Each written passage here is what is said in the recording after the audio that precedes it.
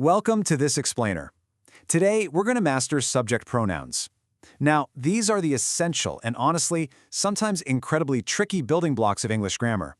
But whether you're just starting out or you're just looking to polish up your everyday conversation, getting these right will instantly make your English sound clearer and a whole lot more natural. Here's our roadmap for today.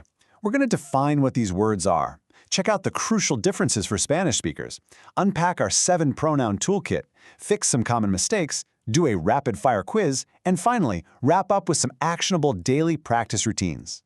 Section 1. What are pronouns? Defining the basics. Let's just dive right in and define exactly what a subject pronoun actually does. We use these absolutely every single day, so getting the foundation right is absolutely crucial. To put it simply, a subject pronoun is a tiny word that tags in for a noun. It steps up to be the primary doer of the action in your sentence. Think of it as a handy little shortcut, so you don't have to just exhaustingly repeat names, places, or objects over and over. Think about it like this. Imagine saying, Maria is nice. Maria is a student. Maria lives in Austin. It sounds, well, totally robotic, right? Instead of repeating her name like a broken record, we just swap it out for she. Maria is nice. She is a student. Boom! It makes the whole thought flow beautifully. Section 2. English versus Spanish. Key rule differences. Let's see how this builds when we look at specific grammar rules, especially where native Spanish speakers tend to hit a roadblock. It's super interesting how differently the two languages handle this. In Spanish, you can literally drop the subject completely because the verb hablo does all the heavy lifting for you. But English? No way. It's incredibly strict. You can't just casually say, speak English. You absolutely have to step up and say, I speak English. And this gets even wilder with the weather. In Spanish, saying está lloviendo is perfectly fine. But in English, even when a subject feels totally unnecessary, you still need an anchor. You've got to say, it is raining. That little it doesn't have a direct translation there, but trust me, it is the glue holding that English sentence together. Section 3. The Pronoun Toolkit. 7 English pronouns. Knowing your options is half the battle. So let's open up the toolbox and check out the complete lineup so you always know exactly what to reach for. All right, here are all 7. We've got I for yourself, and then you, which is kind of a magic word because you use it for one buddy or a whole stadium of people. He is for one man, she for one woman, and it for things or the weather. And a quick pro tip, definitely do not use it for people. Finally, we grabs yourself plus others, and they covers 2 or more people or things. Section 4. Common mistakes. Errors to avoid. So knowing the pronouns is one thing, but using them correctly on the fly is another. Let's nip some common bad habits in the bud right now. One huge trap we see all the time is mixing up singular and plural. Let's say you're talking about multiple friends. You can't just throw out the word he, you've got to swap he for they. My friends are funny. They tell jokes. Always make sure your pronoun matches your crowd. And going right back to what we warned our Spanish speakers about earlier, do not ditch the subject pronoun entirely. Translating word for word and just dropping it is incredibly common, but you literally cannot just say is very difficult. You have to include it. It is very difficult. Section 5. Interactive quiz. Test your knowledge. Okay, time to put you on the spot with a rapid-fire quiz.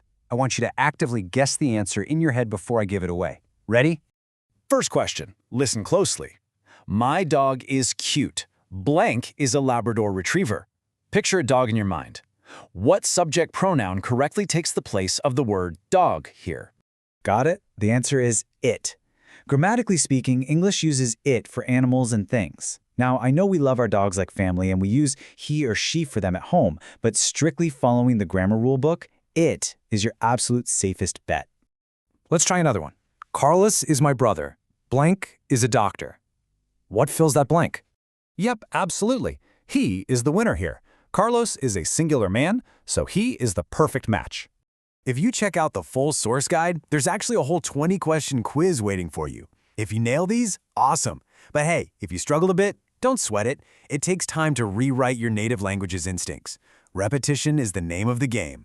Section 6. Daily practice. Routines for success. Speaking of repetition, let's turn these rules into actual concrete habits. Here are some daily practice routines that will make these pronouns second nature. Learning doesn't have to be a grind. Try doing this daily. Speak sentences out loud in the mirror to build some confidence. Grab a magazine and describe the photos. Sketch a quick picture on the back of a flashcard. And honestly, talk to yourself. Narrate your own chores, like I am washing the dishes, or look out the window and say, he is walking the dog. Using physical objects or photos is a total game changer. For instance, spot a picture of two people, point right at them, and instantly say out loud, they are dancing. Tying that visual cue directly to the word they locks it into your memory way faster than just staring at a textbook page. Here's the fantastic low-stress challenge for you. Dedicate one specific pronoun to each day of the week. Monday is the I day, Tuesday is you, Wednesday is he, and so on. Just write or say 3 to 5 sentences out loud using that specific word. It's a remarkably simple way to build a rock-solid habit. The big takeaway here, you don't have to be perfect right out of the gate. But since these 7 little words are literally the foundational building blocks of English, getting them right is going to make you sound so much clearer and more confident.